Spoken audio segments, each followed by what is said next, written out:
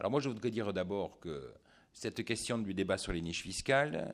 il faut voir que même s'il y a une réalité aujourd'hui qui est décrite par à la fois la mission de l'inspection générale des finances, par la Cour des comptes, avec des opinions qui sont d'ailleurs parfois un peu différentes, il faut faire attention parce que c'est un débat qui a été excessivement politique. Et quand je dis excessivement politique, c'est qu'il s'agissait un peu comme Jean-Michel le disait tout à l'heure, il suffit de dénoncer le mal pour se mettre du côté du bien. Et donc les niches fiscales étaient une volonté de certains de faire croire que les exonérations n'avaient qu'un seul but, c'était de permettre à des gens qui avaient de l'argent de le planquer afin qu'il échappe aux impôts. Les niches fiscales, ce sont ce qu'on appelle des niches fiscales, ce sont aussi des décisions de pilotage de la fiscalité et de pilotage du budget afin de permettre normalement à un certain nombre d'entreprises, d'acteurs, d'investisseurs d'être orientés dans un certain sens, dans le sens de l'économie. Trouver un équilibre des finances publiques d'un côté et préserver la politique de la croissance et de l'emploi de l'autre, reconnaissons qu'il est très compliqué.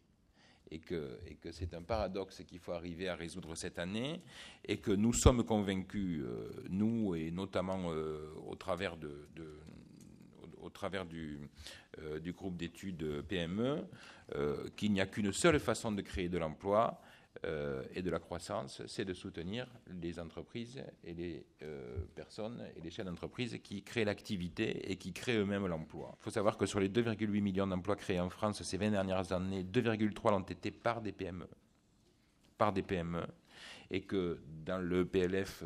2012, il faudra faire très attention à ça, je vous le concède, mais les débats n'ont pas encore démarré. J'espère qu'on pourra bouger là-dessus.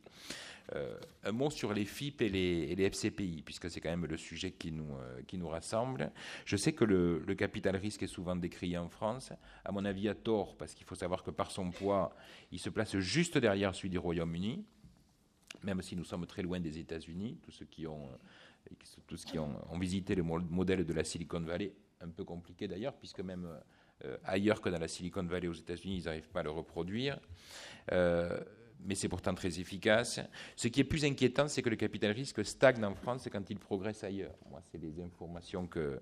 j'ai toujours pu avoir, et que les derniers résultats des FIP et des FCPI, je le crois, sont mi-chèvre, mi-chou, et que la collecte de l'épargne a été évidemment impactée, comme le disait Jean-Michel tout à l'heure, par la crise, certainement aussi par les incertitudes fiscales, madame, vous l'avez évoqué, je crois que vous n'avez pas tort, mais on a quand même une baisse constatée l'année dernière avec la création de 90 fonds d'investissement contre 102 en 2009 et 125 000 souscripteurs contre 135 000. Donc il y a une baisse, et je crois que c'est un sujet inquiétant qui n'est pas simplement dû à la crise.